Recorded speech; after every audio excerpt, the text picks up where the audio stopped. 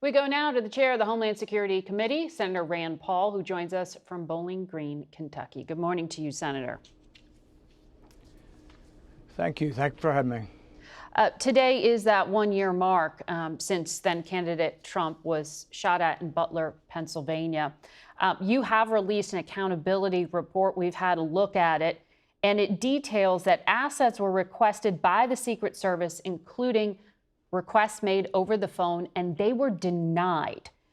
You also say that the former Secret Service director made false claims under oath when Kimberly Cheatle said there were no denials. Was she misled, or are you accusing her of lying? She did not tell the truth. She said that there were no assets that were requested in advance. We found at least 4 occasions, actually maybe 5 occasions, where requests were made. The primary request that was made by both Trump's Secret Service detail as well as his campaign was for counter snipers. Counter snipers were denied until Butler. So thank God on that day in Butler County, Pennsylvania, that was the first time he was allowed counter snipers.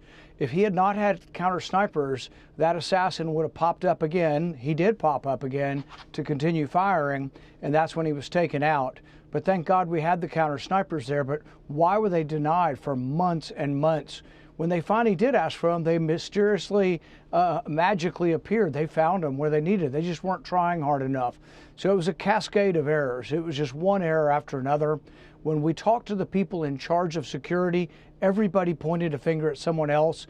We said, who was responsible for that roof? The roof where the assassin lay with a direct sight line. Nobody wanted responsibility. Everybody said it was somebody else. There was plenty of time to take him off the stage. The suspicious person with the rangefinder who became the shooter, many times he was spotted by police with suspicion. That should have been enough to take the president off the stage. Even with him on the roof, there was about a 3-minute period when he could have been taken from the stage, and yet no one was fired. Some of these people could be in charge of security for another presidential candidate, and really that's a danger that someone of the people that were in charge at Butler could be in charge again. That's not right. Well, the President of the United States has said he is satisfied with the answers he's received in regard to what went wrong. But back on the point about not telling the truth to Congress, the report found that there were 10 occasions where resources were requested and denied or not filled. And in fact, when it came to Butler, the counter surveillance drone request was made over the phone. So when you say someone was not telling the truth, is it that there was no record of requests and denials? Was this knowingly misleading Congress, or was this like a culture of cover-up within the agency? I think it was a cultural cover-up for the agency. They did not want to assess blame. They did not want to look internally, and they wanted to discount any of their actions that might have led to this. This was a cover-your-ass sort of moment, and I do believe that they did know. There's no way that the director of Secret Service, that she did not know that these requests had been made. And so, yes, it was a huge failure.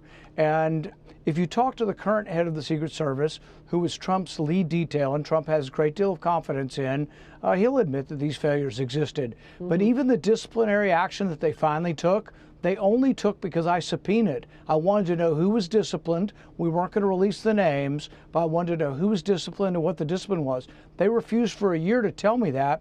They told me that a week ago. You saw the news reports.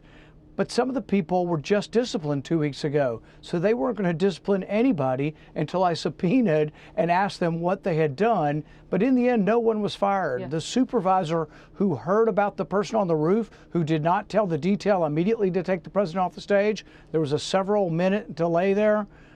He stayed in his job. He did retire recently, but stayed in his job. So, no, I think even the investigation by the Secret Service was inadequate, but that's why we need to have congressional oversight. Are you going to request that all requests for assets be made in writing and not over the phone so people can deny that they were ever asked for help? Yeah, I think they were made in writing as well, and I think some were made by phone. But I think the ones that made by phone were following up on things they made in writing. Somebody was just begging for assets.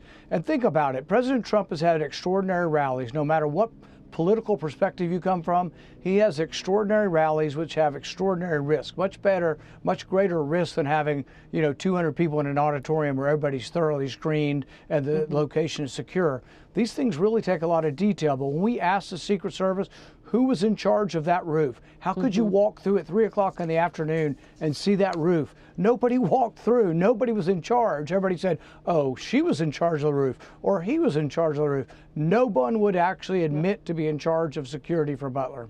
So the big, beautiful bill that the president asked for gives $1.2 billion to the Secret Service. Does money fix that? And what do you say to the family member of the gentleman killed that day? Are we ever going to know the motive of the shooter? I think we aren't going to know the motive, and I take that at face value. I know a lot of times when we don't get something and we suspect something, we think government's lying to us. And look, I have my doubts about government on many levels, but I think on this level they've tried their best, and I don't think there's a secret answer that they're not revealing to us. I think they just don't know. What we do know is the failures in security, and that the Corey Comparatari could have possibly been saved by having better security that day. And this boy was seen 4 hours before the shooting. He was seen again 45 minutes before. 3 minutes before the shooting, the crowd is chanting, "Man on a roof, man on a roof." 45 seconds to go as he's assembling his gun. 45 seconds is a long time. Yeah. Nobody told them to take the president off the stage. Inexcusable, terrible security, but whoever's in charge should have been fired and really should never be in charge of this type of, or have this type of responsibility again. On the question of forewarning, but on a different topic, this Friday is the deadline for both the Senate and House to vote on a plan to claw back about $9 billion for foreign aid, including also support for NPR and PBS. Some of your fellow Republicans, like Rounds, like Murkowski and Collins, have said they are worried about cuts to local radio and public broadcasters in their areas. We looked, and in your state of Kentucky, public broadcasters provide critical emergency warnings for the government. If there's a storm, for example, are you concerned that these kind of cuts are going to endanger people? I got my start on public television, KET, in Kentucky, being a commentator for my taxpayer group that I started. So, I am not an enemy of public TV, but at the same time, we have a $2 trillion deficit, and what we'll be presented with is a $9 billion cut in spending. And can we and should we at least start cutting $9 billion? Yes. If I had my druthers and I could plan it and I could present the package, I like the idea of across-the-board cuts of a smaller percentage. So instead of taking 100% of public TV, what you do is you take 6% of everything. But the only way that works is you literally have to take 6% of every dollar, and then you have to figure out how to make it work so it's not absorbed by the poor or the needy in our country. And you could do that. With a penny plan, you can balance your budget within 5 years, but it takes a real 6% cut of everything. Yeah. But I think people are more willing to accept a haircut on things they like if everybody is accepting the same sort of level of cut. So are you saying there that you are still going to vote for this? Are there 51 Republicans who are going to vote to cut all this funding and pull it back? I suspect it's going to be very close. I don't know if it will be modified in advance, but I can't really honestly look Americans in the face and say that I'm going to be doing something about the deficit if I can't cut $9 billion.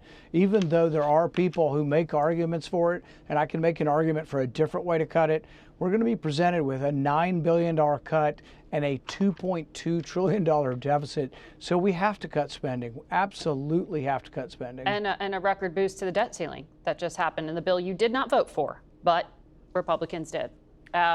Senator Paul, thank you for your time today.